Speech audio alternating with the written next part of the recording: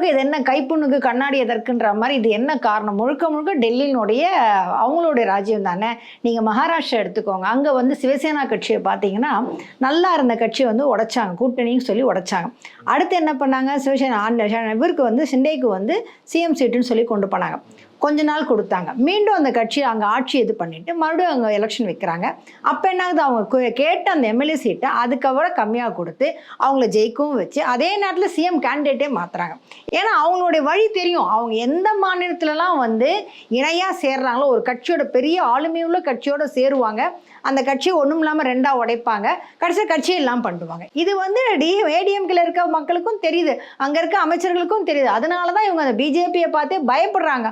ஆனாலும் வேறு வழி இல்லை. ஏன்னா ஆல்ரெடி ஏடிஎம்கே வந்து 1 2 3 4 பிரிஞ்சு உட்காந்துருக்காங்க. இந்த 4 பேரையும் ஒற்றுமைப்படுத்துறதுக்கு அங்கே ஆள் இல்லை. ஆகியால ஒரு தனித்துவமான தலைமையை ஏற்று நடக்கக்கூடிய ஒரு கட்சியாக அந்த அதிமுக இன்னைக்கு இல்லாமல் இருக்கிறதுனால தான் அந்த கட்சியை வந்து டெல்லியிலேருந்து வரக்கூடிய அமித்ஷா போன்றவர்களால் ஆட்டி வைக்கும் பாவைகளாக அங்கே இருக்கிறாங்க அவங்க.